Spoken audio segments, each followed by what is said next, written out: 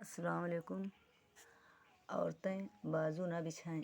بہت سی عورتیں سجدہ میں بازو بچھا لیتی ہیں اور پیٹ کو رانوں سے ملا کر رکھتی ہیں اور دونوں قدموں کو بھی زمین پر کھڑا نہیں کرتیں۔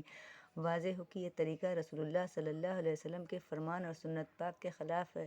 سنیے، رسول اللہ صلی اللہ علیہ وسلم فرماتے ہیں، تم میں سے کوئی مرد یا عورت اپنے بازو سجدے میں اس طرح نہ بچھائے۔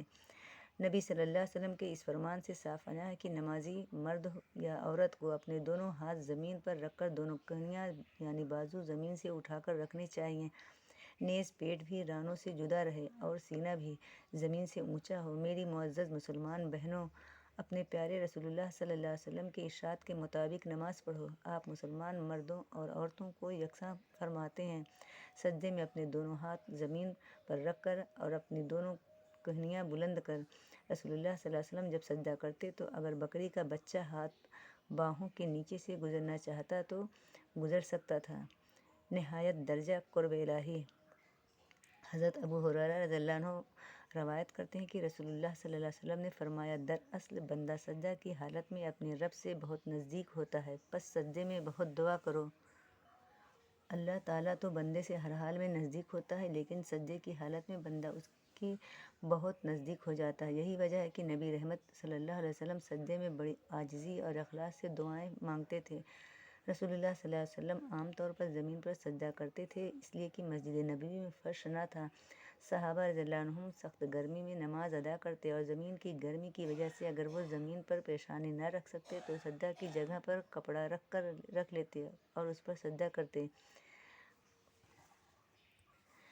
ایک دفعہ آپ صلی اللہ علیہ وسلم نے بڑی چٹائی پر نماز ادا کی جو زمین پر زیادہ عرصہ پڑی رہنے سے سیاہ ہو گئی تھی۔ سجدے میں بہشت۔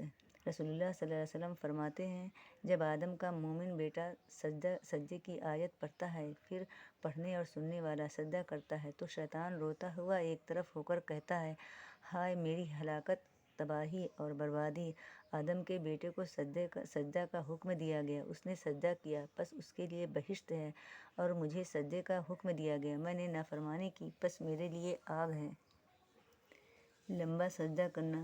عام طور پر رسول اللہ صلی اللہ علیہ وسلم کا سجدہ رکوع کے برابر لمبا ہوتا تھا، کبھی کبھی کسی عارضہ کی بنا پر زیادہ لمبا کرتے۔ ایک دفعہ آپ ظہر یا عصر کی نماز میں حسن یا حسین رضی اللہ عنہ کو اٹھائے ہوئے تشریف لائے۔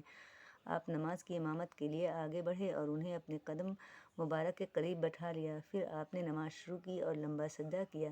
جب آپ نے نماز ختم کی تو لوگوں نے عرض کیا، یا رسول اللہ، آپ نے اس نماز میں ایک سجدہ بہت لمبا کیا، یہاں تک کہ ہمیں خیال گزرا کہ کوئی واقعہ رونما ہو گیا ہے یا پھر وحی نازل ہو رہی ہے۔ آپ نے فرمایا، ایسی کوئی بات نہیں تھی، بس میرا بیٹا میری کمر پر سوار ہو گیا تو میں نے یہ بات پسند نہ کی کہ سجدہ سے جلدی سر اٹھا کر اسے پریشانی میں مبتلا کروں۔ السلام علیکم۔